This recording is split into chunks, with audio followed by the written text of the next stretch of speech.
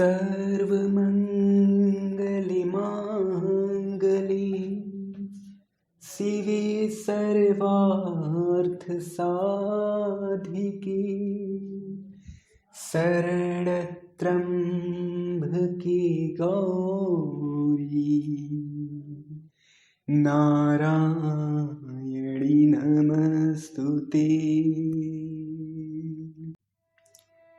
यह वह कहानी है जो 100 वर्ष पुरानी है। यह वह कहानी है जो 100 वर्ष पुरानी है। इसमें पहले से लेकर अब तक की निशानी है। यह वह कहानी है जो 100 वर्ष पुरानी है। बापू का स्वप्न है और मेरी जुबानी है। यह वह कहानी है जो 100 वर्ष पुरानी है। अशौचेन दरिद्र्यं वर्धते एवं शौचेन धनम वर्धते, अर्थात अस्वच्छता से दरिद्रता में वृद्धि होती है और स्वच्छता से धन समृद्धशीलता में वृद्धि होती है।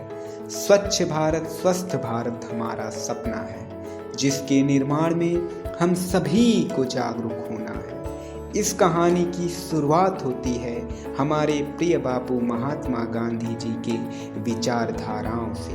हमारे देश की आज़ादी में महात्मा गांधी जी की अहम भूमिका है, परंतु स्वतंत्रता के पश्चात महात्मा गांधी जी अस्वच्छता से प्रभावित होकर स्वच्छता अभियान चलाते हैं।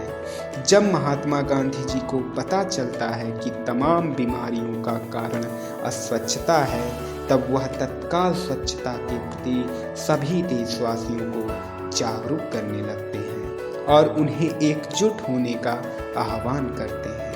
लेकिन बापूजी को इस महायज्ञ में अपनी प्राणों की आहुति देनी पड़ी और उनका यह स्वप्न अधूरा ही रह जाता है। परंतु अब नया पर्व शुरू हुआ है, सब में जागृति आ रही है और यह सब हमारे यशस्वी प्रधानमंत्री श्री नरेंद्र मोदी जी के नेतृत्व में हो रहा है। रघुपति राघव राजा राम पतित पावन सीताराम। रघुपति राघव राजा राम पतित पावन सीताराम। ईश्वर अल्लाह तेरो नाम, सबको सन्मति दे भगवान। ईश्वर अल्लाह तेरो नाम, सबको सन्मति दे भगवान। रघुपति राघव राजा राम पतित पावन सीताराम। आप ऐसे किस प्रकार अकेले इस देश को अस्वच्छता से मुक्त करेंगे? हाल ही में किसी बीमारी के कारण सैकड़ों लोगों की मृत्यु हो गई और इसका भी कारण अस्वच्छता बताया जा रहा है। तुम सही कहते हो। भारत स्वतंत्र होने के बाद भी इस अस्वच्छता के बेड़ियों में बंधा हुआ है और अब समय आ गया है स्वच्छता के प्रति सभी देशवासियों को जागरूक करने की। मैं कल जनसभा में इस विषय पर जरूर अपनी बात रखूंगा। क्या आप जानते हैं कि बीमारियों का कारण तथा पर्यावरण दूषित होने का कारण क्या है? इन सभी का मूल कारण अस्वच्छता है।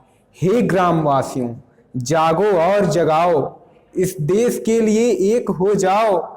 आज हमें अपने भारत माता के लिए और अपने आने वाले पीढ़ियों के उज्जवल भविष्य के लिए हम सभी को अस्वच्छता के खिलाफ खड़ा होना होगा।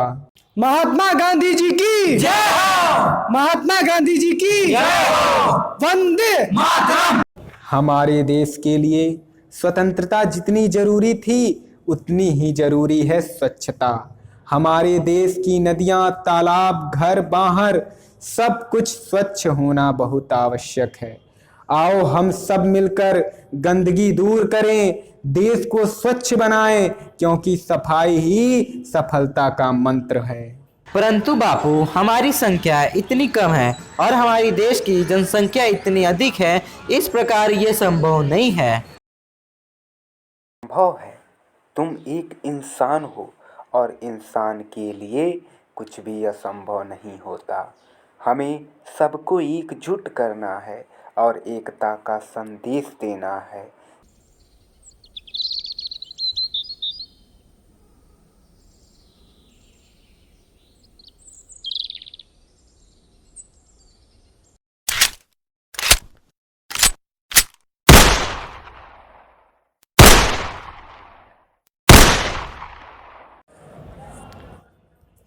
आज़ादी दिए हमारे प्रिय बापूजी को तो हम बचा न सके।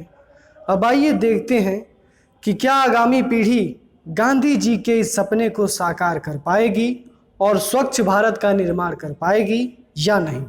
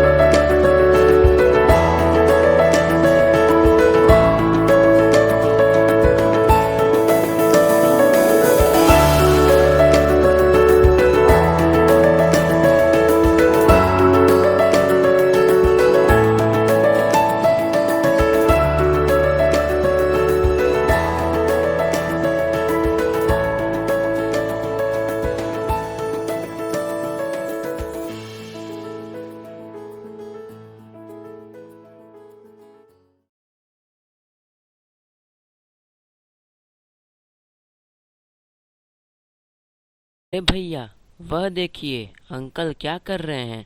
चलो देखते हैं। अंकल जी, ये आप क्या कर रहे हैं? अरे हम अपन काम करत हैं। रुकिए, आप ऐसा नहीं कर सकते हैं, यह गलत है। अरे काहे हम ऐसा नहीं कर सकते हैं का? अपने बच्चों को काटना मना है। अरे भैया, यहाँ तो मैं लकड़ी काट रहा हूँ, बच्चों को मैं कहाँ काटा नहीं। अरे अंकल, आप नहीं समझेंगे।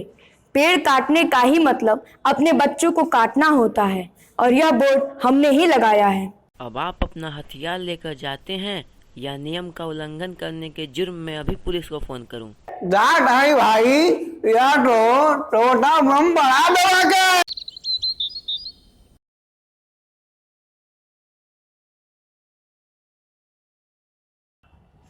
अरे भाइयों, यहाँ कितनी गंदगी है। चलो भाइयों, थोड़ा साफ सफाई कर दिया जाए।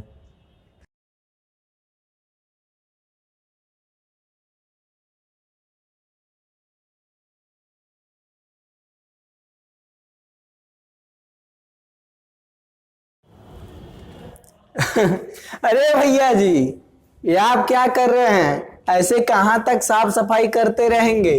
जहां देखो तहां गंदगी ही गंदगी है। छोड़ो, चलो, दूसरा कोई काम नहीं है क्या? कुल सही कह रहे हो। भला देख ही लो यहाँ कितनी गंदगी है। इसी प्रकार अन्य जगहों पर भी गंदगी है। जरा समझदारी से काम लो। इस प्रकार तुम कहाँ कहाँ साफ सफाई करते रहोगे। वाह, बहुत लंबा भाषण दिया आप दोनों लोगों ने।